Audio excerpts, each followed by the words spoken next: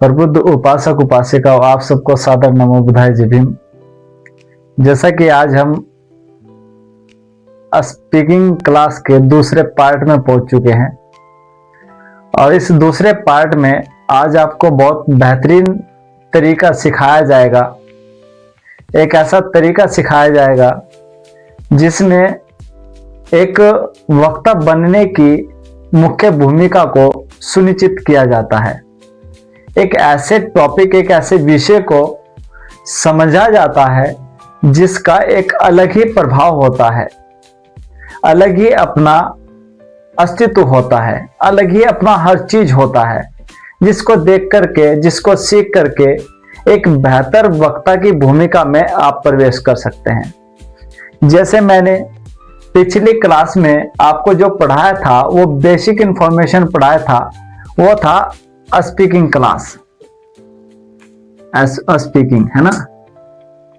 Speaking class में जो मैंने आपको पढ़ाया, स्पीच क्लास में जो मैंने आपको बताया, स्पीच क्लास में जो मैंने आपको बताया, पहला था बेसिक इंफॉर्मेशन।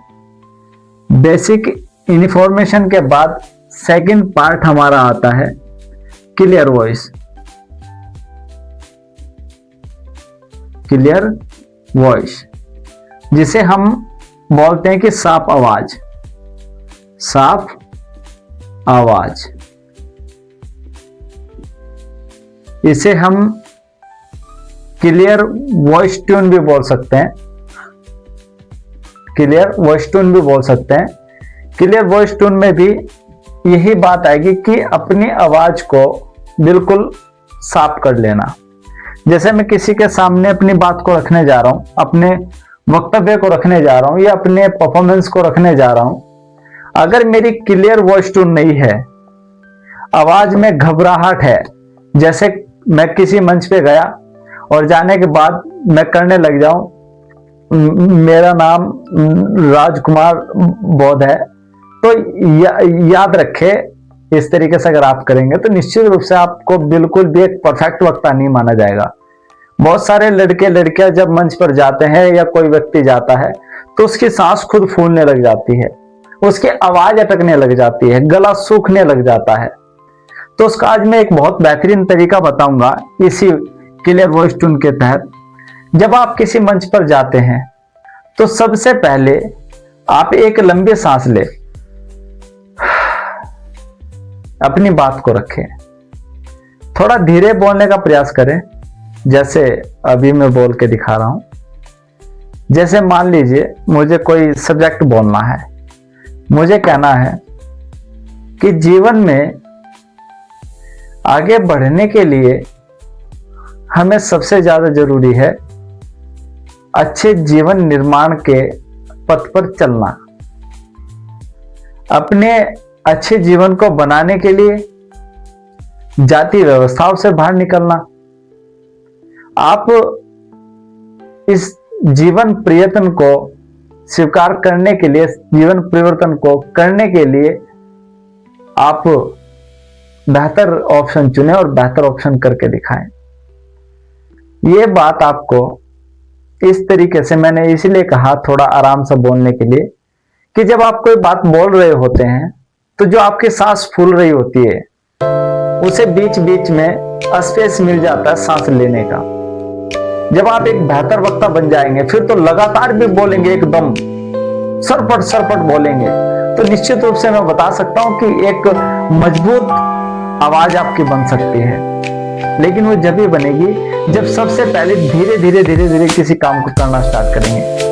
अगर चाहोगे एकदम से मैं दौड़ मारनी शुरू करूं तो कुछ ही दूरी पे जाकर के मेरे घुटने दुखने लग जाएंगे, क्योंकि मैं पहली बार रेस मार रहा हूं। और जब मैं पहले से धीरे धीरे, आपने देखा होगा जब कोई व्यक्ति वॉक करता है तो वॉक में वो धीरे धीरे धीरे धीरे दौड़ता है, और जब धीरे धीरे दौड़ता है तो निश्चित रूप से एक दिन वो बहुत स्पीड पे भी दौड़ता है।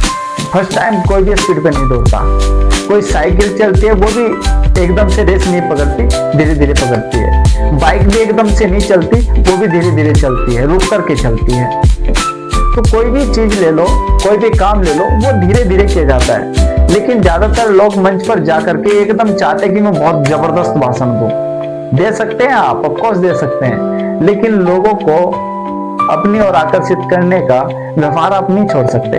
व्यवहार छोड़ने के लिए जो मैं पढ़ाने जा रहा हूं आज इसके दूसरी क्लास में, सेकंड क्लास में जो मैं आपको पढ़ाने जा रहा हूं, वो आपको सेकंड क्लास में यही पढ़ाने जा रहा हूं कि आप थोड़ा आराम से बोले। जैसे सांस ली मैंने, मेरा नाम राजकुमार बोध है, फिर हल्की सांस ली, मैं जिला सहारनपुर, कस्बा सरसावा, गांव सलेमपुर का रहने वाला हूं और मैं BLLB का स्टूडेंट हूं। मैं एज ए एडवोकेट की तैयारी कर रहा हूं, पढ़ाई कर रहा हूं। तो धीरे से बोले और एक दिन आप धीरे धीरे बोल करके एक बेहतर वक्ता बन सकते हैं। आज का टॉपिक मैंने आपको समझाया, इसके साथ धीरे धीरे, मतलब धीरे धीरे बोले। दूसरा, आप कोई भी जो बोलने जा रहे हो, इसी का सेकंड का फर्स्ट पार्ट, जो भी बात बोलने जा रहे हो उसे आराम से खुलकर